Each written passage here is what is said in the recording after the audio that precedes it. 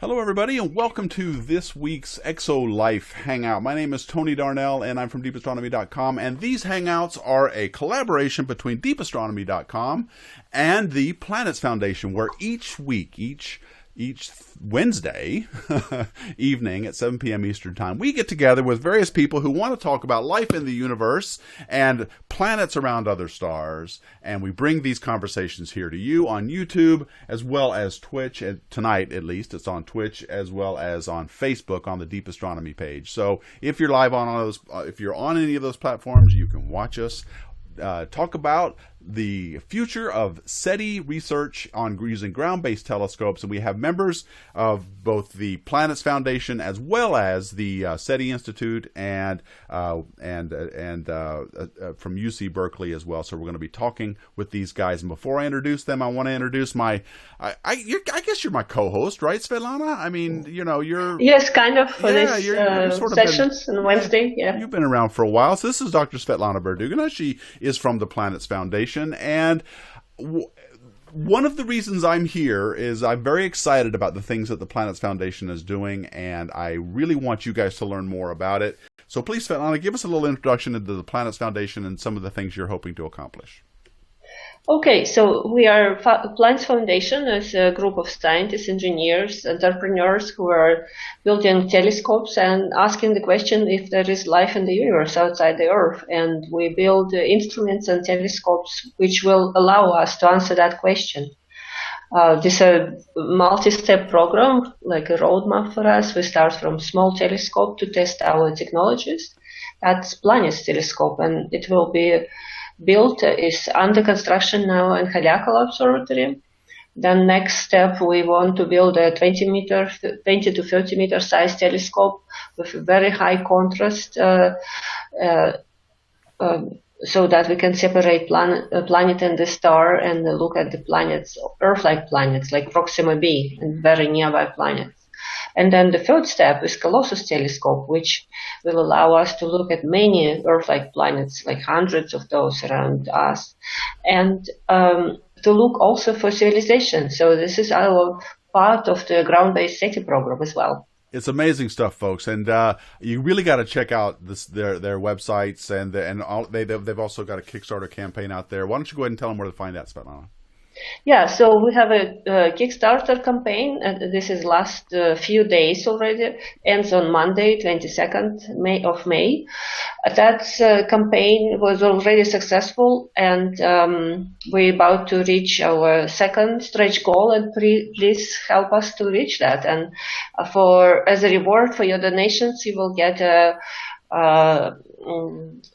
Exocube, so you can look it up. It's on planets.live/Kickstarter or exoplanetcube.com. Yeah, and you can check out those exoplanet cubes in previous Hangouts. We've talked about those, and Kevin showed us some pictures of them last time as well. So you got to check them out. They're really cool, and he really goes into helping, doing a lot of important work in building telescopes that are, privately funded. Among them are some of the ones we're going to be talking about today, the Allen Telescope Array being one of those kinds of telescopes. So we're going to be I'm going to introduce my guests here in just a second, but before I do, I just want to point out, we want you guys to interact with us. Stay engaged. Talk to our guests. Do you care about the search for extraterrestrial life? Well, of course you do. We all do. We all want to know the important question: is there life elsewhere in the universe besides us? And if there is, what kind of life is it? Is it intelligent? Is it just a bunch of bacteria? And why is that so great? If it is, I mean, there's lots of cool things that we are trying to learn with this brand new science of astronomy. And I was listening. It occurred to me the other day that this search for life, extraterrestrials, and intelligences and things like that has really started to hit the mainstream scientific community pretty hard now, and it's actually become much more widespread among astronomers and cosmologists and astrobiologists worldwide. So this is really becoming a really interesting science. So how do you interact with us? Well, there's several ways you can do it. We are using the ExoLife hashtag on Twitter. Is that right, Kevin? Is ExoLife? you're probably muted. Yes. Yes, I was muted. Yes, it is Exolab. All right, thank you. And we are also I'm looking at the live chat on YouTube. It's on my screen here, and I'm seeing a lot of really great people. I'm seeing Galaxia here. I see, gosh, a lot of new names too that I haven't seen. Yeah. Martian Colonist is back. Welcome back. So a lot of really cool people. I'm seeing a lot of. Oh, you're from the UK. I did not know that, Martian Colonist. Well, good job. Cambridge too. And we've got people from Massachusetts. Oh man, I'm going to mess this up. Janile Movie is from the Netherlands. Got somebody from Canada.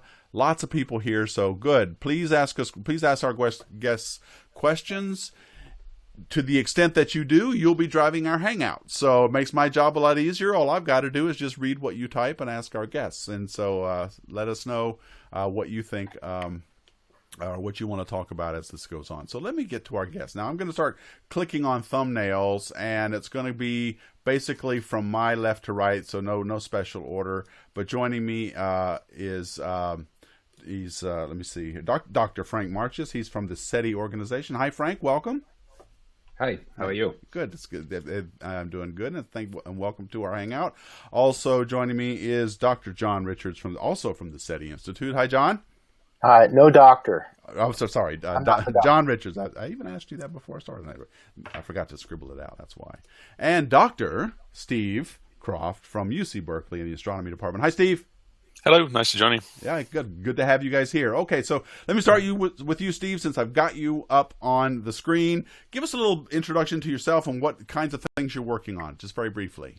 Sure. I am with the Berkeley SETI Research Center, and we're a group at UC Berkeley that's focused on the search for extraterrestrial intelligence. We're the creators of the SETI at Home screensaver software, which I'm sure at least some of your viewers are using. This is a distributed computing program that enables you to help us analyze data that's coming from our telescopes. We're the home of several other projects, including most notably the Breakthrough Listen initiative, which was announced in July of 2015. And this is a $100 million 10-year project that is taking about 20% of the time on some of the world's largest telescopes to really try and expand the search for life beyond Earth. Can you say that name again? I was writing down what was the name of the title of the program? Breakthrough Listen. Breakthrough Listen. Oh, yes, of course. Okay. Yeah, it's something we heard as part of the Breakthrough Initiatives, wasn't it? That's correct, Yes. yeah. Yeah, okay. Okay, and now let me bring up, let's see, Dr. Jon Richards. Hi, John. Can you give us a little brief introduction to yourself and what you're working on? Well, I'm the SETI operator at the Allen Telescope Array. So what the SETI operator means is that we do SETI operations, which means looking for radio signals from outer space, basically, looking for narrow-band radio signals. We have 42 dishes that are each 20 feet in diameter. And every night we're searching the skies looking for narrow-band radio signals, hopefully coming from ET. Okay, good. I've got a lot of questions about what you're listening for, so I'll get back to that in just a second. But before I do, let me get back to Frank. Hi, Frank. Give us a little introduction. How you doing? Give us a little introduction. So my name is Franck Marchis. I'm a researcher at the SETI Institute. I'm also the chair of the Exoplanet group. So SETI Institute has a large community of scientists who dedicate their scientific life to search for exoplanets. So we do search for exoplanets using Kepler transit observation. But more recently, since 2013, in fact, we are also involved in direct imaging of exoplanets. So in this case... Oh, I'm sorry. Go ahead. No, I'm sorry, I interrupted. Go ahead. So in this case, what we're trying to do is to build instruments capable of taking a picture of an exoplanet in orbit around another star. And did you say you're doing this with Kepler? No, we are doing this with the Gemini South Telescope at the moment. It's the instrument called GPI, Gemini Planet Imager. That's right, GPI, okay. And you are trying to directly image an exoplanet using that instrument? Yes. Okay. I want to get back to that too because that sounds really interesting. But before, I know we're going to be talking about ground-based instrumentation, but you brought up Kepler. I just want to say the thing about Kepler that I find incredibly amazing is what they've done with that spacecraft after it lost one of its momentum wheels. Now they're using the pressure from the sun to substitute one of those wheels. And they're sort of scanning the plane of the ecliptic as it goes around the sun to look at these zodiac, basically the constellations of the zodiac. And you're using it for looking at exoplanet research, correct? Not me personally, but our group has a Which large our group community. does, yeah. Yes. So I find that astonishingly ingenious, because here we had a spacecraft that was basically on its, it couldn't do its mission anymore, as Kepler looking at that one spot in the sky. But they repurposed it now to look at exoplanet research. So that's not ground-based, but that is still a pretty amazing setup. So, all right, well, we've got. Let me pull up my chat window here. We've got a lot of great questions coming up here. Let me just see. Maroon Dreams is asking, what do ground-based telescopes add to the search for habitable planets and life that space-based telescopes lack? Who wants to try that one? I can answer to that if you want. All right, go ahead. Using ground-based telescopes, what we're trying to do first is to correct for the atmospheric turbulences and to get an image which is as good as if the telescope were in space. Okay, that's what we call adaptive optics technology. Adaptive optics technology basically allows to get rid of the main limitation of ground-based telescopes, which is the presence of the atmosphere above them. So, using ground-based telescope, we can, from the ground, we can build gigantic telescope. 8 meters are becoming very common now. And in the future, we're going to build 30, 40 meter class telescopes. The bigger the telescope, the more photons you receive. Okay, but you can also get more details on the object you're observing, because there is a relationship between the size of the telescope, the aperture of the telescope, and the amount of details you can get in optical. You cannot build yet 30, 40 class meter telescope in space. We don't have the technology to do that.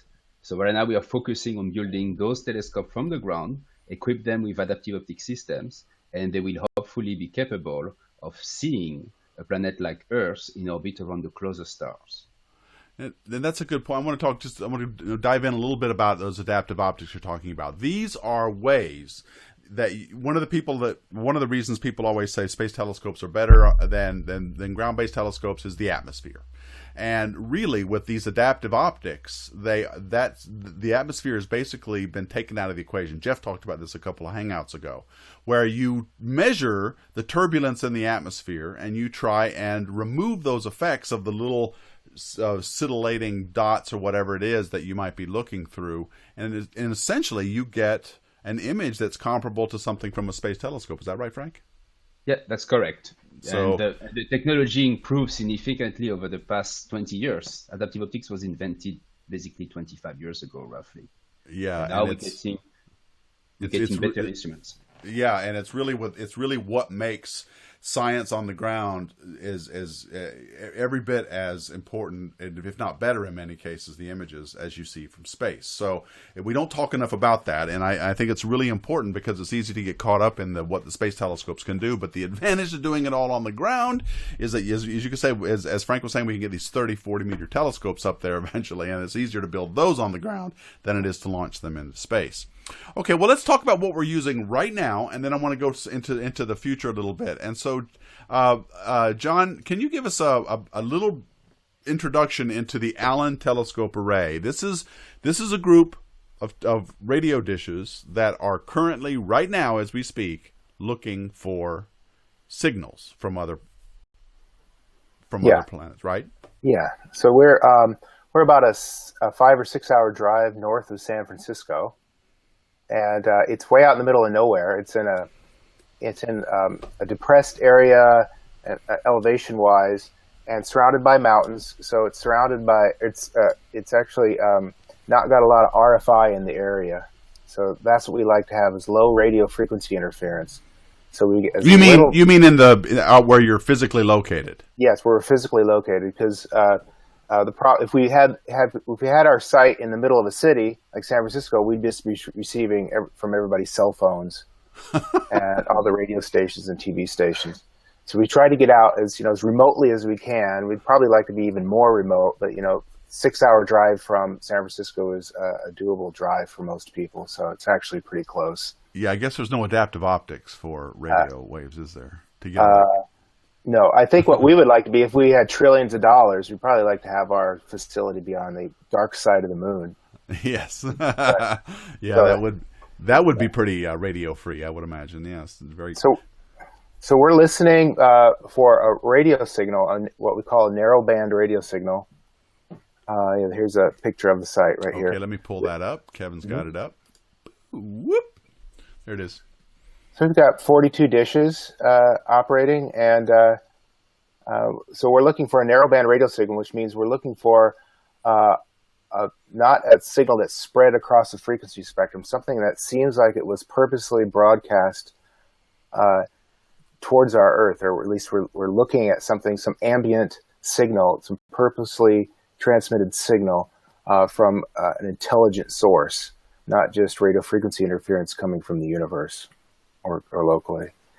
So about 12 hours a night, we're scanning the skies. We have different catalogs of interest that we're looking at. We're just not looking at the sky at random.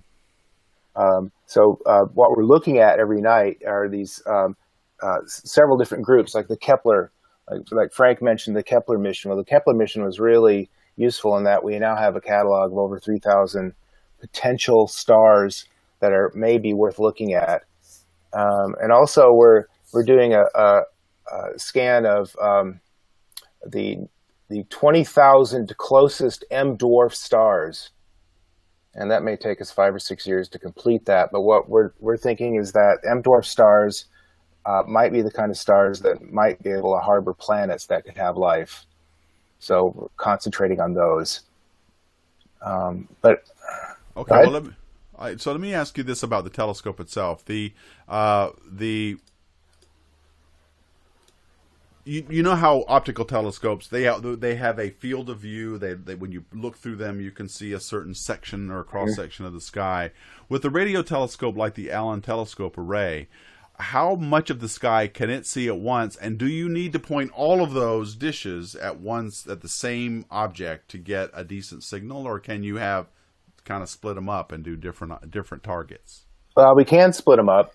But the way we do it is kind of a combination where they all point at the same section of the sky, and they see roughly a 3-degree section of the sky, just fairly small section of the sky. That's actually big because the moon, the full moon is a half a degree. Half a degree. So it depends on the frequency. At 1 gigahertz, so we observe between 1 gigahertz and 10 gigahertz. 1 gigahertz, we're about 3 degrees. And about at 10 gigahertz, we're about a third of a degree. Okay, so why that begs the question: why that wavelength range? Why are you looking there? Why not somewhere else? Okay. So if you look at the static coming naturally from the universe, from the Big Bang, static like you used to see on television sets. Mm-hmm. If you graph the frequency versus how much static you're actually receiving, there's a big dip from 1 gigahertz to 10 gigahertz. There's a big dip in static. In static, yeah. Okay. So we're thinking that if somebody was purposely broadcasting, or if they had really strong ambient, like their TV or radio stations from some other planet, of the chance between 1 and 10 gigahertz, just because of this lower static noise. Okay. So you guys are looking at 12 hours a night, you said, roughly, and correct. Are you guys are affected by the weather much, or is it just because it's radio telescopes you don't need to worry about that? Yeah, we're only really worried about the wind, and when it gets above 30 miles an hour wind, we do what we call wind socking automatically, where we point the dishes away from the wind so they don't hurt themselves. Okay. And we're not really worried that much about rain. It doesn't really affect us that much. Yeah, okay. So. All right. Well, I want to go back into the kind of signal an alien would send to us in just a minute, but I want to get Steve in just a little bit, Steve. I have a comment here from where did it go? Oh, Cosmic Stardust. She goes, "I want to be part of the SETI Institute, damn it." So just with that little added emphasis there. So, but there's ways. You guys have been doing SETI. You mentioned SETI at home. Talk a little bit about that. And how you guys are using distributed computing to do your search as well, right? Tell us a little bit about that work. Yeah, so first of all, I should be clear to make a distinction between my good colleagues, Jon and Franck, who are actually at the SETI Institute over in Mountain View, and I'm with the Berkeley SETI Research Center over here at UC Berkeley. There are actually groups around the world that are doing research into the search for extraterrestrial intelligence. This is sort of an area of science that, as you pointed out, Tony, earlier, is booming, particularly now with the discovery of planets around other stars. A lot of that's been driven by Kepler. We now know that probably most stars in our galaxy have planets going around them, and probably about 1 in 5 of those stars has a planet where the conditions might be right for liquid water to exist on the surface. So it's kind of sorry, but that I never get tired of hearing that. That blows me away. 20% of all planets could have. Yeah, and so it's sort of a target-rich environment. I mean, we kind of have an embarrassment of riches here in terms of things that we can look at. You know, there are targets like Jon was saying in terms of these M dwarf stars that you could look at, where you can focus on a particular class of stars. You could focus, as we're doing with the Breakthrough Listen Initiative, on sort of a range of different samples, including kind of stars that are known to have planets going around them, but also stars that sort of represent a representative sampling of the stars that are out there. And really, you know, we have an embarrassment of riches right now. And to sort of allude to the questioner that you mentioned, you know, how can people get involved? You know, we need, first of all, kind of more people. We need, I'm not sure how old your questioner is, but certainly, you know, if there are high schoolers or university students that are tuning in, you know, we really need to kind of inspire those folks to be thinking about the kind of techniques and skills that they're developing that will enable us to contribute to this. And then, as you've mentioned, kind of citizen science is an important part of this as well. So along with the dedicated instrumentation that we're building for the Green Bank telescope, which is the world's largest fully steerable radio telescope, the Parkes telescope in Australia, the automated planet finder up at Lick Observatory we're using as well. We're rolling out the Breakthrough Listen Initiative to telescopes around the world. We're building dedicated instrumentation for that, which really requires kind of some of the best technology that's out there. I see you popped up the SETI at Home screensaver image here, because that's the other way that really now for over 15 years we've had folks who have gone to our website. You can visit us on the internet at seti.berkeley.edu. We also have a dedicated website, setiathome.berkeley.edu. We're on social media at Berkeley SETI, and you can find links there that will enable you to go to these pages that have instructions about downloading and installing the screensaver. And you can participate not just by analyzing data that are coming in from the SETI at Home instruments at the Arecibo radio telescope in Puerto Rico, but also from the new Breakthrough Listen data that's coming in from the Green Bank telescope. Some of those data are actually going out to our volunteers, and they're helping run kind of different kinds of algorithms, different kinds of searches that enhance the sorts of searches that we're doing on our dedicated back-end high-performance computing facility at Green Bank and Parkes. And so what can you describe a little bit what we're looking at here? What are these colors, and what are the sticky up parts? So essentially, this is sort of one way of representing what you get when you do a radio SETI experiment. So if you imagine tuning through the radio dial, if you're driving in your car through the desert, or maybe you're driving up towards the Allen Telescope Array, or somewhere out towards the Green Bank Telescope, which is in the middle of the National Radio Quiet Zone in Green Bank, West Virginia, and you'll notice that the radio stations fade out. As you're approaching Green Bank, you maybe kind of pick up just the hint of a bluegrass station coming in over the mountains, but most of the rest of the signs of civilization have gone, certainly in the FM band. Now, that's not where we're observing. We're not observing typically in the FM band, but I'm using this to illustrate essentially what Jon was saying, this problem of radio frequency interference that's everywhere. It's ubiquitous. But if you imagine being somewhere where you're tuning through the radio dial and you're not picking anything up, maybe you're really out in the remote desert somewhere, then how do you know that there's intelligence out there? How do you know that there's somebody that's transmitting? Well, you're scanning through the dial. You know, you're on the FM dial. Maybe you're starting off at 88 megahertz. You're scanning through, and then suddenly booming through your speakers, and also kind of coming essentially through the antenna and the receiving equipment is coming a narrowband signal that Jon was alluding to. These kind of there's a lot of power that's packed into kind of a small region of the spectrum, and that is varying over time as well. And with FM radio, you're encoding the music or the person that's talking or whatever, you're encoding that as a changing signal over time that is stable at some narrow frequency. and maybe the power is varying as well. And so you're representing frequency, time, and power, and there's various ways of doing that. You can see on the screen here in the graph that's being shown, there's a chunk of the frequency spectrum. Again, think of that as a number of channels that you're tuning across. There's a time dimension, so you're listening to those channels or tuning into those channels for some period of time. And then there's how the power is varying as a function of those channels. And so you can imagine an FM station in this graph. Again, I want to emphasize we're not tuning into FM stations. It's just kind of by way of analogy because people are familiar with this. An FM station would stand out as a kind of narrow range of frequencies, as a line sort of running from the middle of the bottom of this plot kind of up towards the top, and it will be quite bright in power. And it will be obvious if you're tuning across and you hit that, suddenly, whoa, okay, that's an engineered signal. That's something that we've detected that has some intelligence that went into building this. Now, unfortunately, again, if we could build Jon's telescope on the far side of the moon, then we'd have far less of a problem. But even at the Allen Telescope Array, even at the Green Bank Telescope, people ignore the signs that say, please turn off your cell phones. There's somebody trying to get a Wi-Fi signal out there, waving their phone around, not realizing that their Wi-Fi transmitter in their phone next to the telescope is really kind of deafening compared to the power of the signals that we're trying to pick up from space. So we're kind of our own worst enemy in terms of the interference that we're generating, but it also kind of motivates the kind of signals that we might be trying to find. We develop this technology ourselves, and we do this kind of thought experiment. Well,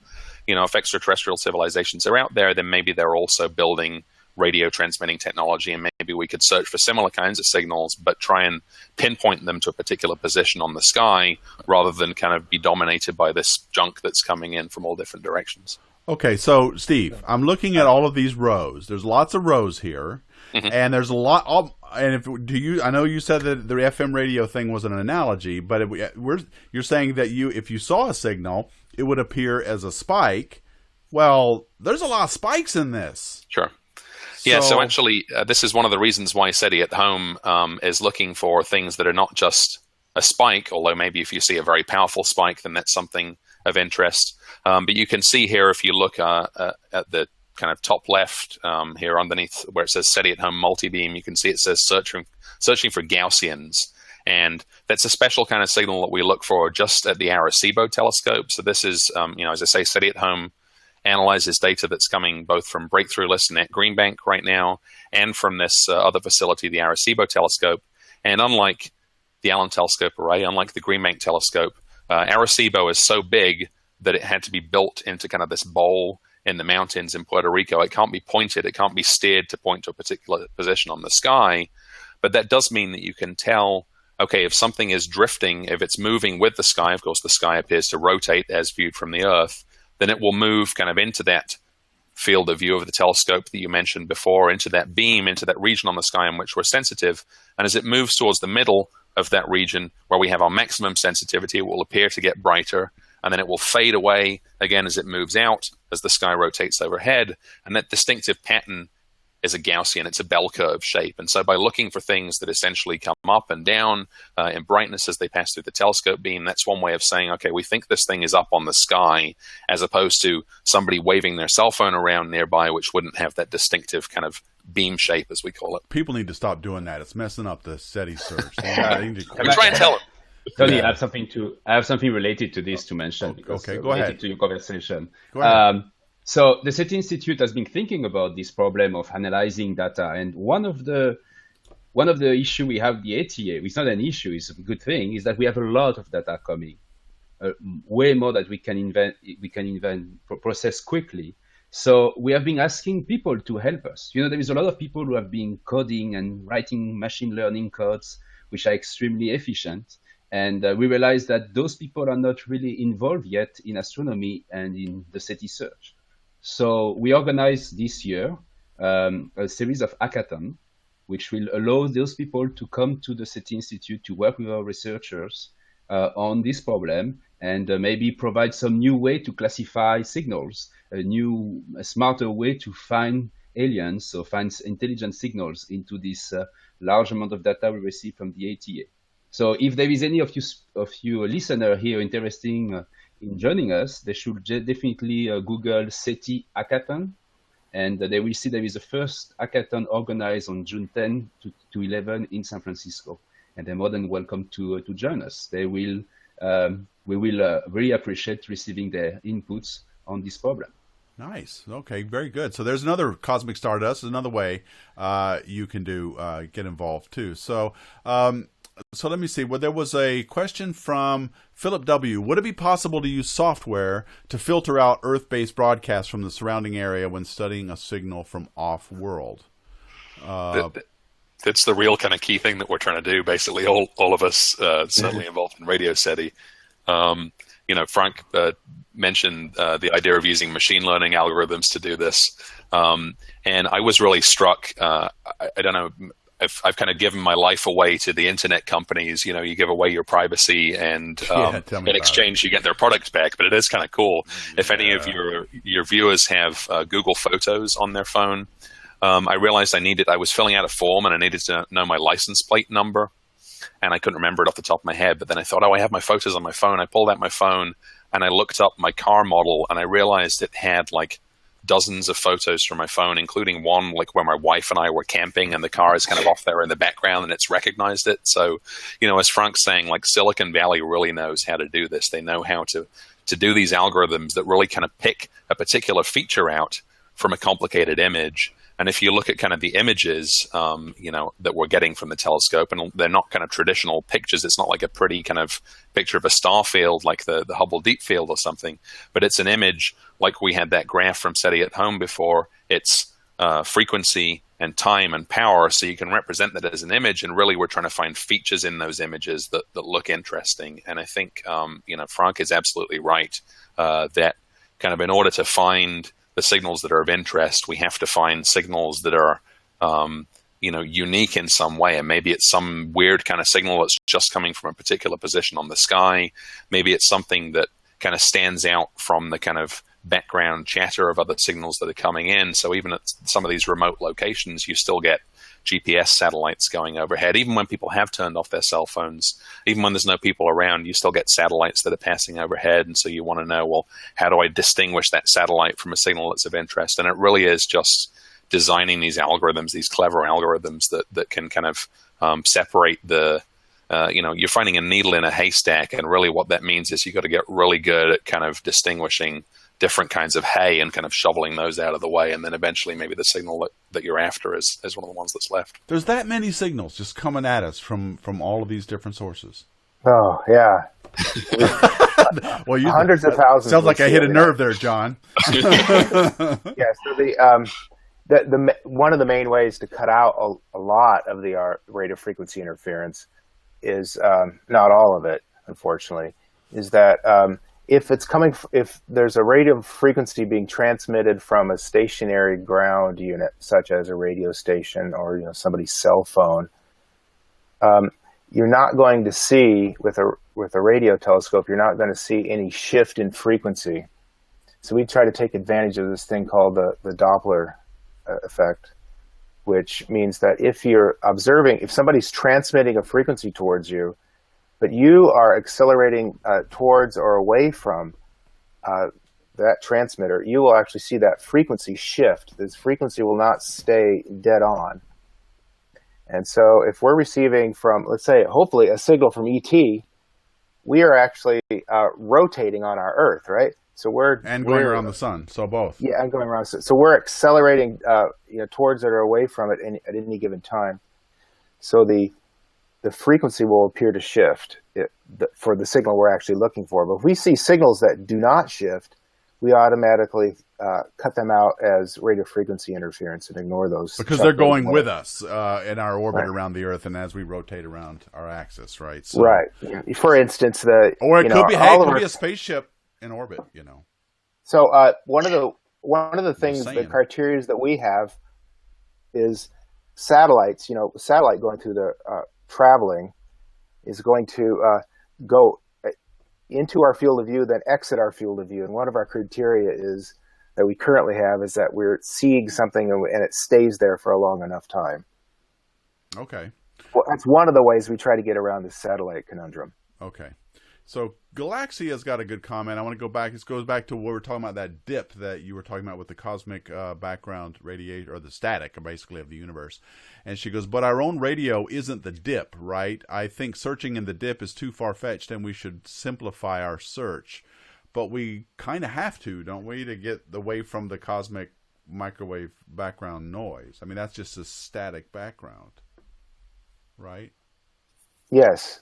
Okay. So and also they currently we have a lot of equipment. The standard equipment you can buy and purchase and build, I believe it's a little bit easier to build it below 10 gigahertz. If you're trying to go higher frequency, it gets more and more complicated.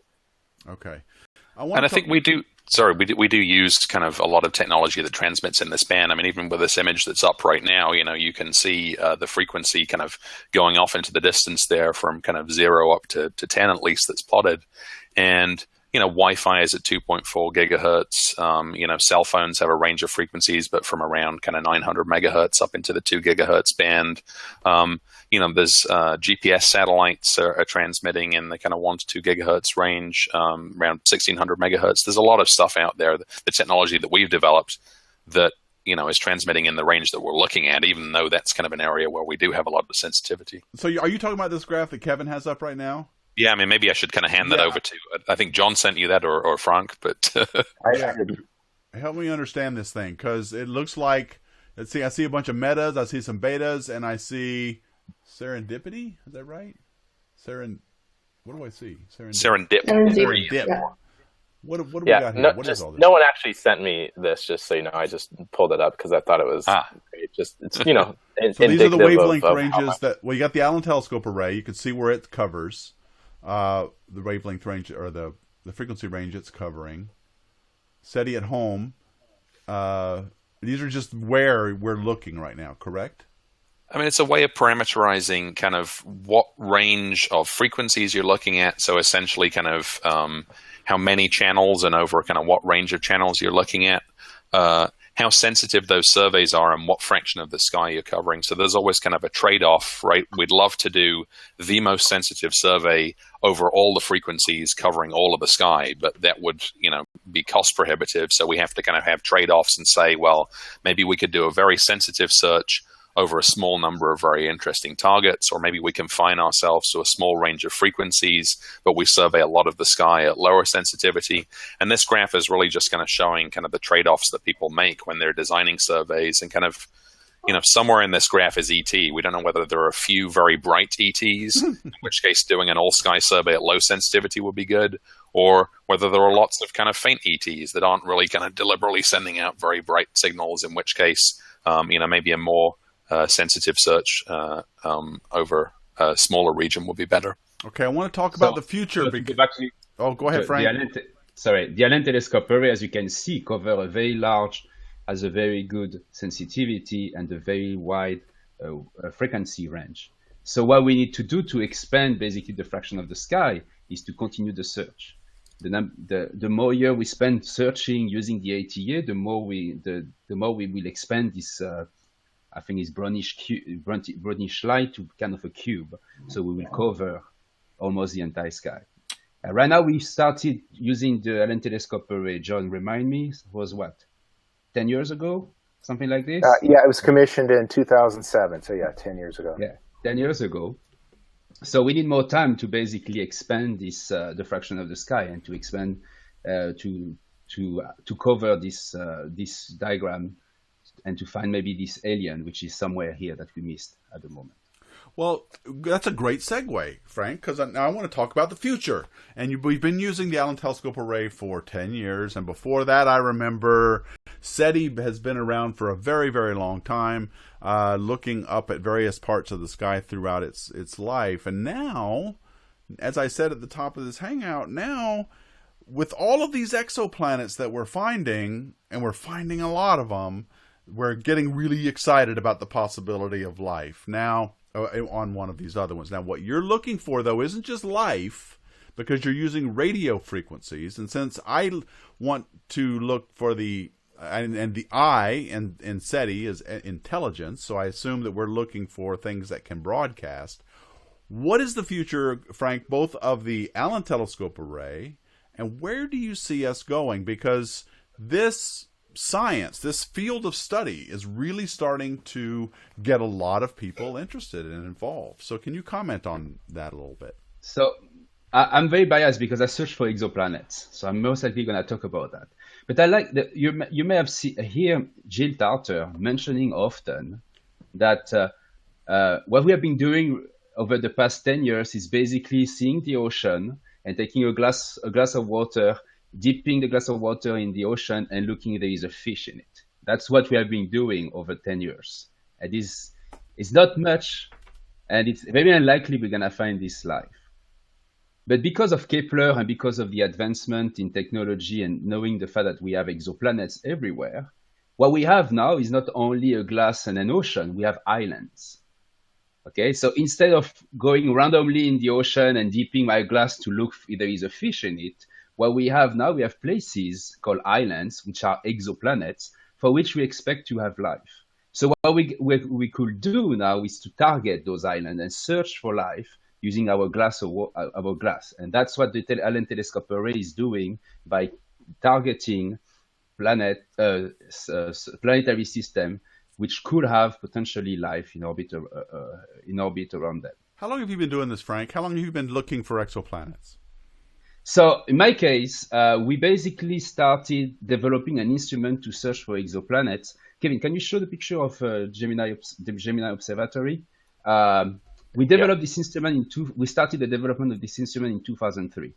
Bruce McIntosh, who is the PI of the instrument, started this project in 2003. We had this meeting at UC Berkeley at the time. This is to directly image exoplanets, right? Directly image exoplanets.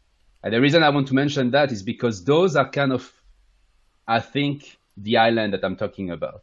So we are building instruments that are capable now of searching for exoplanets like Earth. Okay, and we started in 2003 by Gemini image, which is just at the Gemini South telescopes.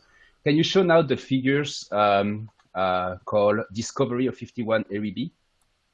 So this is a movie. I don't know if the movie is going to run. It's going to show you what we see when we observe an exoplanet like Jupiter in orbit around the stars, quite similar to our sun. Okay, I got it up. We are going to see we're not gonna see a planet, roundish planet with life on it, but you're gonna see this tiny dot. The arrow is showing basically where you have to look at. Okay, and what you can see is that this tiny dot brightness change with the wavelength, because what we are looking at here, it's a planet like Jupiter with water and methane. That's the first time we discover a planet like Jupiter, and we imaged it. Okay, that's an image. The photons you can see here are the photons coming from the planet itself. And because of the color of the planet is brighter at different wavelength depending on its composition or its temperature. So this is the beginning. That was a Jupiter exoplanet. Great, first one discovered in 2015. Great announcement, great achievement, because we have a contrast ratio here of 1 million. Basically, the planet is 1 million times fainter than the star. So now let's look at what we want to do, which is, for instance, a project Tiki, a picture I sent you, Kevin. What we want to do now is to find an island, and an island will be a place where there is potentially life. And Jupiter, we don't expect to have life on a planet like Jupiter, a giant, gaseous giant. So what we want to be able to see is to see a planet, a terrestrial planet. So what you have on the left, it's a simulation of an instrument that we are currently trying to get funding for, called Tiki, which will be capable of imaging an exoplanet like Earth around Alpha Centauri. So that's on the left, it's on the 8-meter telescope, and on the right, on the 30-meter class telescope, like the TMT or the EELT or the GMT, roughly. So the tiny dot you can see here, which is called ExoEarth, it's a simulation. This is once again a simulation. This will be the image of a planet like Earth in orbit around Alpha Centauri A. Okay. So now we imagine that this will be possible for the 8-meter class telescope in 3 years. For the TMT, we will say in 10 to 15 years. So you can expect that in 20 years, when you'll be looking at the sky, because of those instruments, you will know if there is what kind of planet it's in orbit around those stars, because those stars are bright, they're visible to your naked eyes. So you will be able to say, oh, around Sirius, there is this and that kind of planet. Around Alpha Centauri A, we have a planet like Earth and possibly a planet like Mars. So we have kind of, we are not at the moment building a map of the close environment of our solar system. We are going soon to be able to tell you where there is planet like Earth in orbit around stars nearby us. And this is important because it will basically give us a direction to search. Okay, if we have a picture, we may not have a lot of information, but if you build a better instrument, we can have a spectrum, and with a spectrum, we can get the temperature, the composition. We can also use the Allen Telescope Array or any other facility, radio facility, to listen to those planets. And they may have an older civilization, which is broadcasting to us, for instance. Or maybe they don't have civilization, they simply have microbiological life. But in this case, by simply analyzing the color of the planet, you will be able to see the type of life they have on the surface. If there is liquid water, if there is seasons, but also volcanoes, but also if there is any life like we had in the past. And you know what's okay? So you're talking about directly imaging exoplanets, and these images you've just shown are actual direct images from what we've seen from the Gemini telescope and what you hope to see from a future telescope. But I want to take just a quick step back a minute and just ask you a personal question about when you got into this field. What is this idea of all of these exoplanets being out there? Did that amaze you? That surprise you at all? I mean, I think the average is like 1.6 planets around every star in our galaxy. That's the average. That's astonishing. Most of them, as Jon pointed out at the beginning of the hangout, are around these cool M-type dwarf stars. Was that a surprise to you? Well, I started my career in 1996, and we had discovered at the time one exoplanet. Okay. So I've seen basically the evolution. That's about the start when we really saw from 1 to 5,000. It's been an amazing time for astronomers, definitely. Now, every time I look at the sky, and I hope people also realize that they don't see stars. They see planetary systems. That's right. Those are not stars. Those are planetary systems. Around all of these stars, there is planets like Jupiter, Uranus, Neptune, super Earth, and probably some very weird stuff that we can't even imagine, because the universe is way more imaginative than us. Okay, but there is probably somewhere around those stars, there is probably a planet like Earth, a planet with liquid water, and whether or not there is life on it, that's really the key motivation of my research at the moment. And the golden age of astronomy, folks. Steve, can I get you to comment on that, Steve, too, a little bit? What you've seen this field of exoplanet research go from basically nothing. We didn't have any idea there were even other solar systems out there in the mid-90s to now, 25 years or so later, there's a planet for every star on average. What did you think of all that? I mean, I think the amazing thing is that so much of this has been driven by technology, and it's the kind of technology that Franck is showing here with these images. And it's technology really that has driven similar kind of reassessments of our place in the universe over time. If you think back to the beginning of the scientific revolution 400 or 500 years ago, when Galileo turned that telescope to Jupiter and saw the moons going around Jupiter and realized, wait a second, there's another center of motion in the solar system. When Hubble turned the telescope to look at other galaxies, which they thought at the time were just wisps of gas within our own galaxy, and realized, no, we've expanded the universe by this huge factor. These are whole galaxies like our own that are beyond. And then again, Kepler and the similar instruments that have enabled us to see these worlds going around other stars. Something, incidentally, that Giordano Bruno in 1600 was burnt at the stake in Rome for suggesting that there might be planets going around other stars. Now we're taking pictures of them. And I think kind of the next revolution for me is going to be this revolution in understanding whether life is common in the universe and whether intelligence is common in the universe. And I think if you look at kind of the history of these scientific paradigm shifts, these scientific revolutions, then this is going to be the next one, I think. And I don't know whether it'll happen in our lifetimes. I hope it will do. I think, again, it's driven by technology, and we're developing the technologies now that give us a much better shot. Instead of Frank and Jill Tarter with the glass of water, we're building buckets, we're building trawlers, that are trawling through the ocean, maybe near these islands, but we're trying to find, we have a good chance of actually kind of sampling a significant fraction of the space that's out there, maybe kind of pulling up some of these interesting species that might be down in the depths or might be kind of... Just don't overfish the universe, okay, Steve?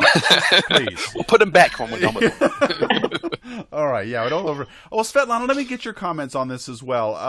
What do you think of this this burgeoning science? It's really brand new. I mean, my sons are in their early 20s. When they were born, we didn't know this. Now, they live in a world where exoplanets are very common. What do you think about...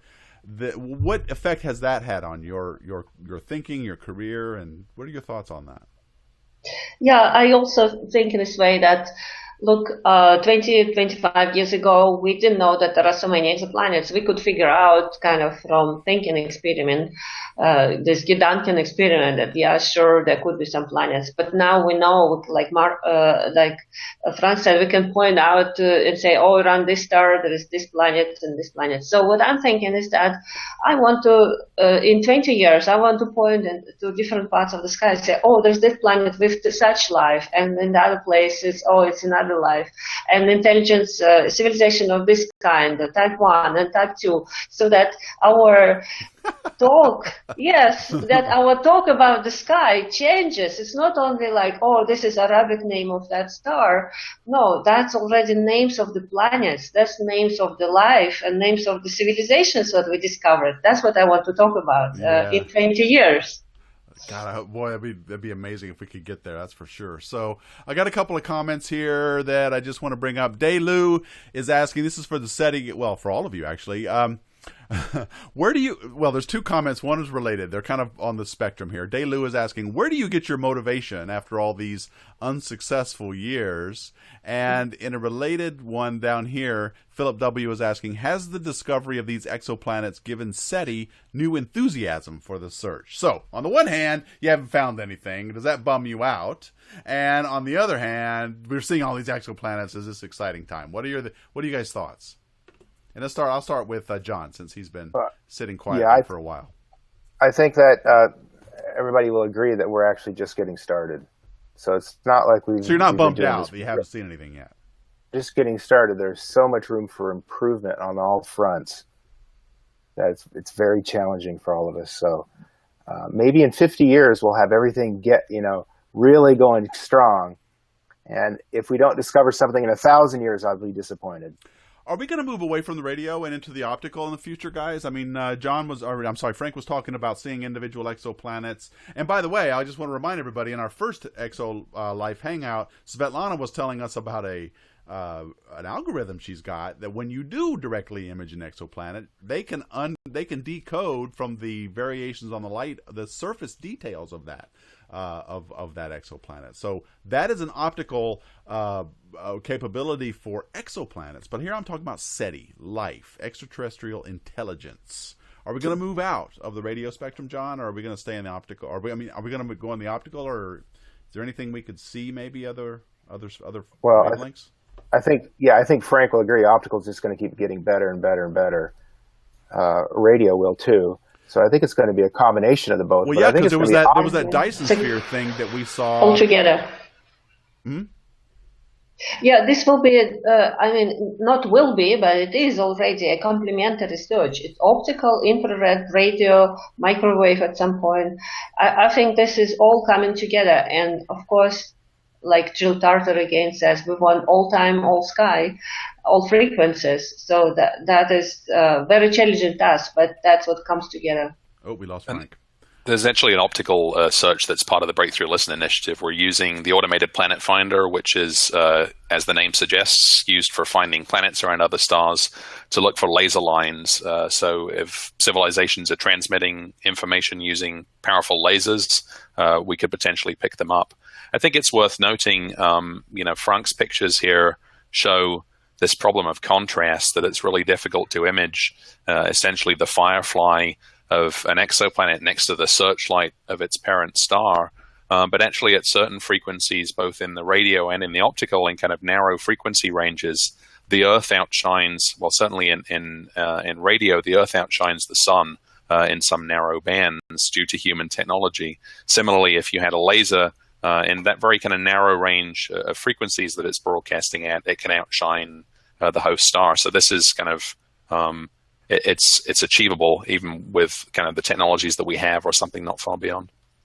Yeah, I just want to point out a couple things in the chat box. SETI Institute is saying, please look up our hackathon, as we were talking about earlier. We also have a code challenge running throughout June and July. What's the, do you just do a Google search on that?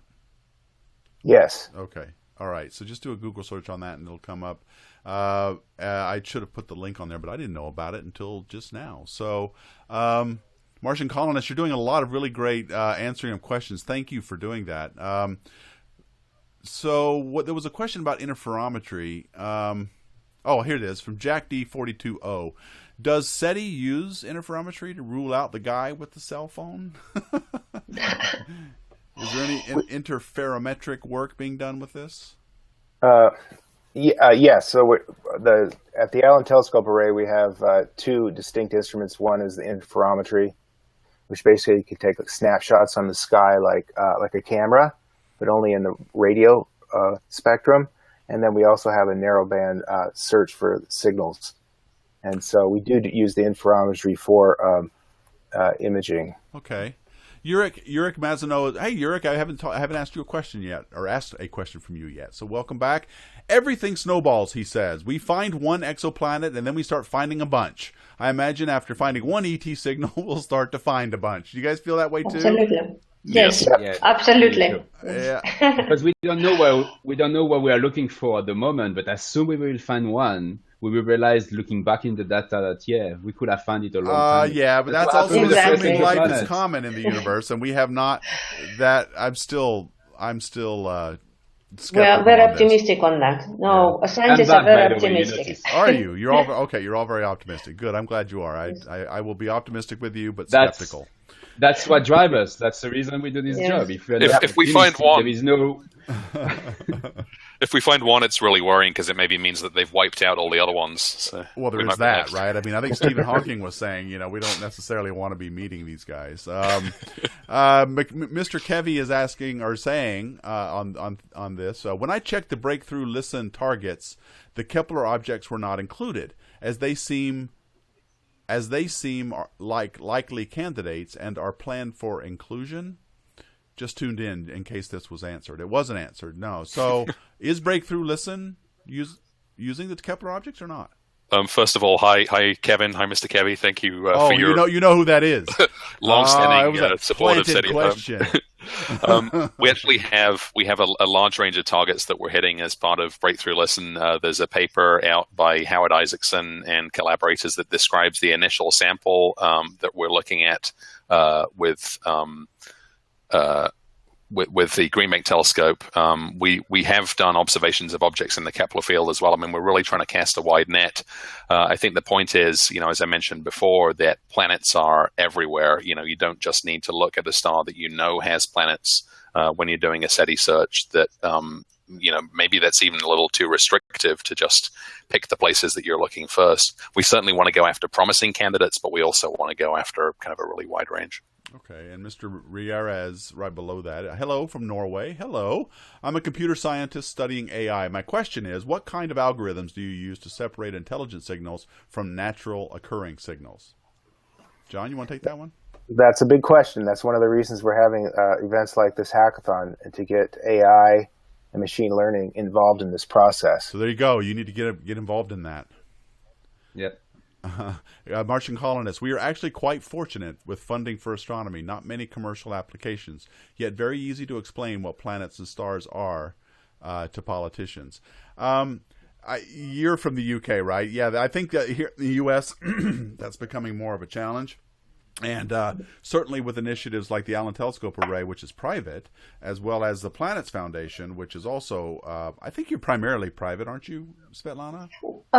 We are a non-profit, and we are supported by universities right now. It's not completely private, so it's public money.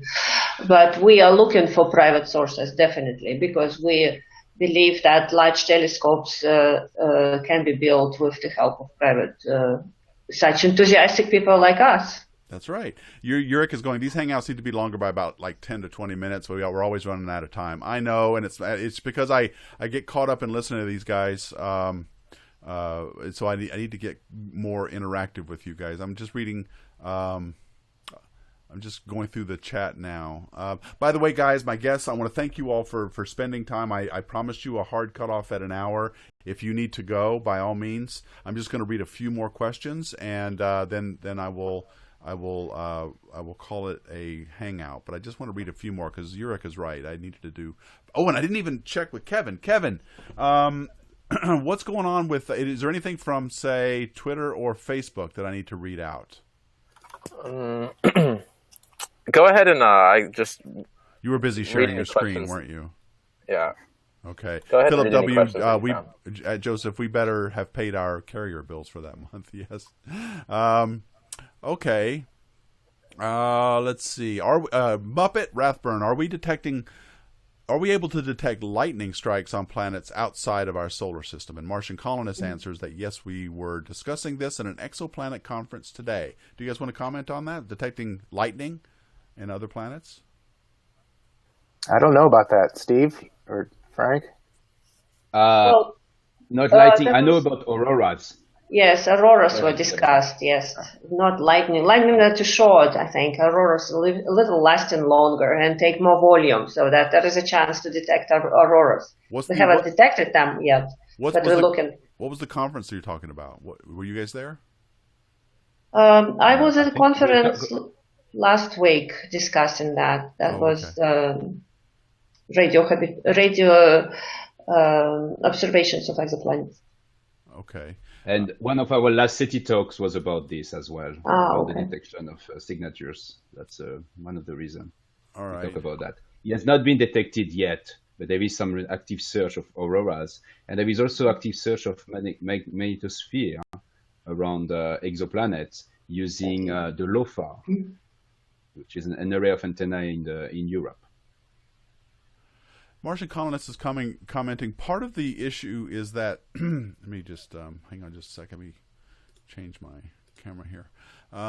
Part of the issue is that SETI publications are somewhat rare in the major astronomy journals. What does the panel think could improve acceptance in the academic community? Now, I was trying to make the point earlier that I think it is becoming more accepted in academic literature. Do you guys agree or disagree, or what can we do to improve acceptance if it's not?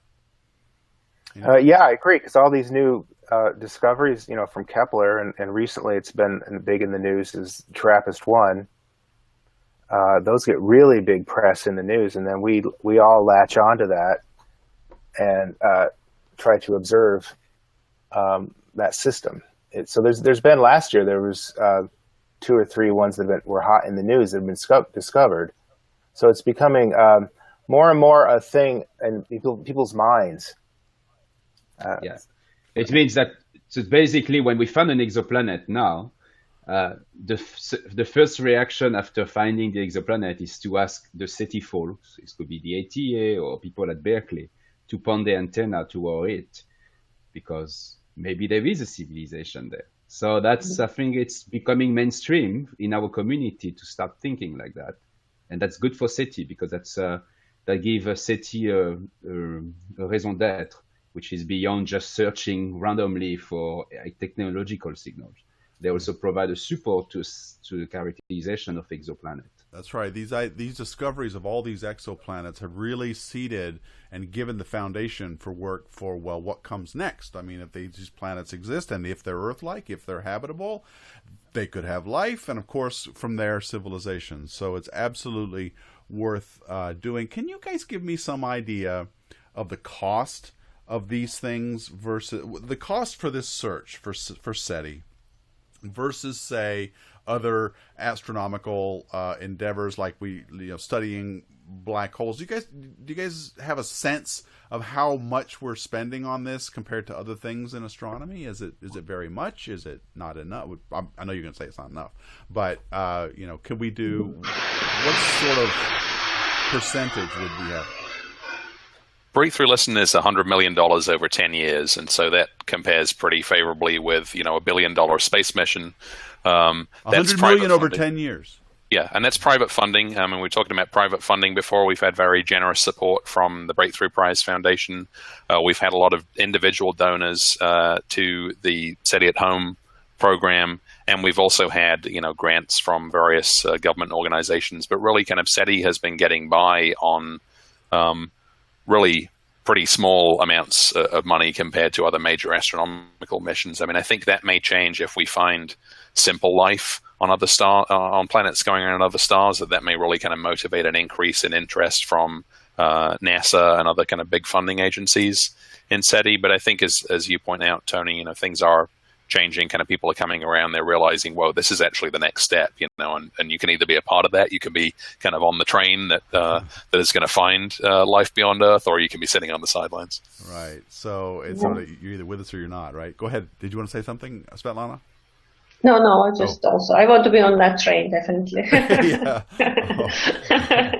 All right, and finally, Kevin, anything was there anything on Facebook or Twitter? You're muted. Okay. Kevin, did you hear me? Yeah, sorry, I was muted. There was one question on Facebook. It seems like it disappeared, but David Buckley had a question about the magnetosphere and how that affects the SETI search. Oh, right. That seems to be something we're overlooking when we look for life. We're looking for atmospheres. We're looking for liquid water. We're looking for all these conditions for life. But are we and can we look for magnetospheres? Because that's a big deal. Magnetic fields are what probably make us possible, right? I mean, the Earth's magnetic field. Do you guys have any comment on that? Are we looking for those as well? Yeah, I mentioned that people in the LOFAR team, which is a small array of antennas in Europe, are looking for magnetosphere signal on exoplanets around Earth stars. Philippe Zarka from the Observatoire de Paris is leading this effort. Yes, there are programs doing that, and I myself also trying to develop techniques in the optical to detect magnetic fields of exoplanets. So that is coming together, radio and optical again. Okay. Keith Durant is asking, do we still look in the hydrogen band for signals, or is that now old school? I think he's talking about the 21 centimeter band. Is that right? Do we still look there? Like in contact? We do. We have to watch out with that band. There's a lot of radio frequency interference. So we have to weed through a lot. Just because that frequency range around that band just happens to have a lot of radio frequency interference. But yeah, we definitely comb through that occasionally, and we're not forgetting about it. Okay. And Mr. Kevy, again, planting a question. Are any new breakthrough radio data sources in the works? I.e. Parkes seems like it may happen, and FAST has been discussed. What are these things? So Parkes is a large steerable dish in Australia, and that it actually is now participating in Breakthrough Listen. Parkes has been online since I think the end of last year, delivering data not to SETI at Home just yet, although I think there's kind of work underway to get some of the data from Parkes out to SETI at Home. What we really are excited about is the Square Kilometre Array, which is a big international project, going to be the biggest, most powerful radio telescope in the world. And there are a couple of precursor telescopes that currently exist at the sites in South Africa and Western Australia that we're excited about engaging with. I mean, we really want to see SETI done not just kind of on a couple of telescopes, on a handful of telescopes, kind of as has been alluded to, as Jill Tarter says, kind of all sky, all frequencies all the time. We want to see SETI being done everywhere. I'm sure the other panelists would agree with me that if you can get kind of an instrument that is kind of sitting there, basically whatever other astronomers are doing, this is particularly easy in the radio, this kind of piggybacking, where somebody's looking at a galaxy that's of interest to them for their own science, but with their permission, you also feed that through an instrument that's looking for SETI signals as well. SKA, this picture that's up here, an artist's impression of where's the square kilometer array. Where's it going to be? So the South African Karoo Desert. Again, this is sort of the middle of South Africa, kind of very remote, and Murchison Shire in Western Australia. I believe that's about the size of the Netherlands, and it has a population of about 200 people. So even fewer people than in Greenbank, West Virginia, and Hat Creek, California, around the instruments that we're using right now. Kind of getting away from people.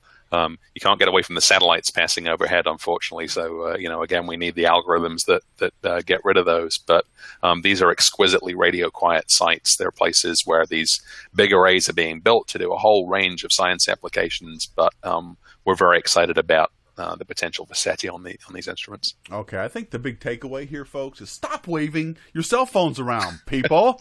We can't freaking see what we're doing here with all this. Philip W. And your microwaves, your garage door openers, all the technology. Yes. If you would, please settle that down.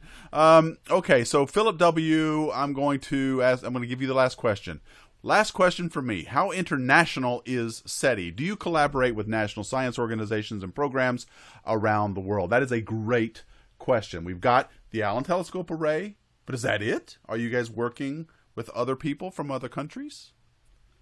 Well, so I mentioned the Parkes telescope in Australia. I mean, we have a bunch of... But that's not online yet, right? No, it is. No, it's taking data for Breakthrough Listen. The Breakthrough Listen hand instrument deployed there, observing 20% of the time on Parkes. Really an instrument that's quite similar to the one that we have at Greenbank that's returning petabytes and petabytes of data that we're combing through. There are... colleagues, as I was saying, at different radio telescopes around the world. I mean, some of them that are doing SETI themselves. As far as Breakthrough goes, we're excited to engage with them. There's folks at the FAST telescope in China that they have a partnership with us. They don't have kind of our instrumentation, but they're interested in working with us to deploy SETI instrumentation there.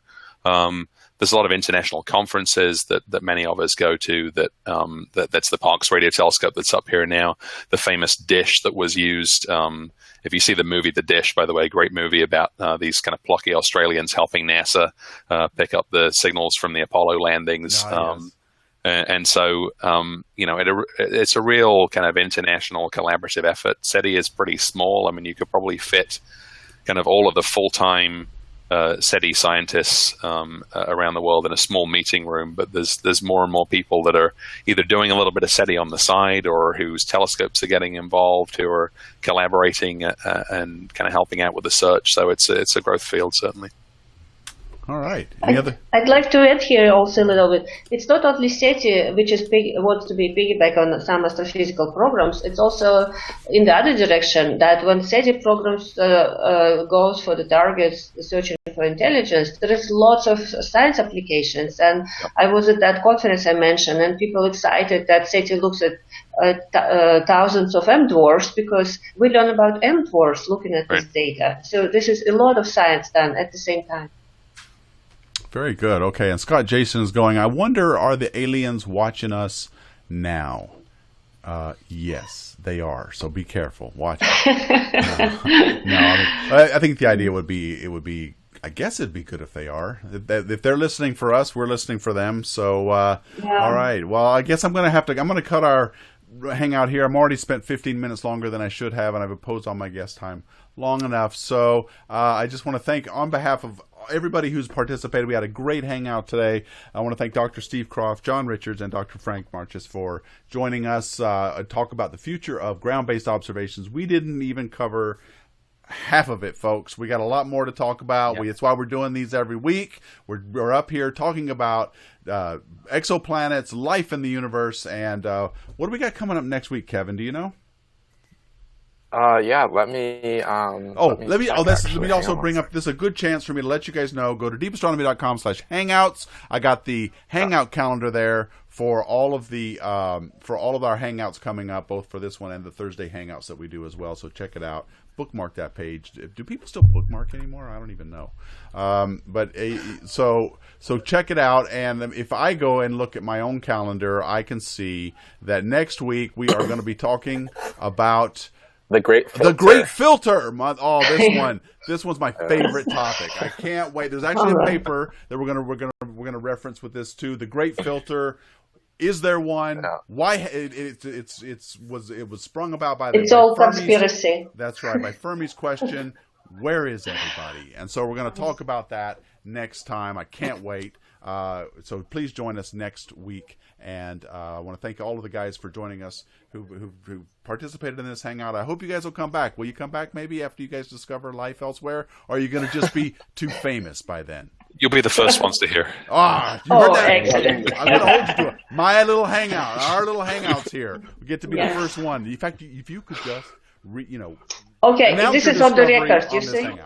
That would be great. Thank you so much. All right, guys. Thank you all very much. Thank you. On behalf of all of my guests and for Kevin Lewis as well as Svetlana Berdyugina, thank you all very much for watching.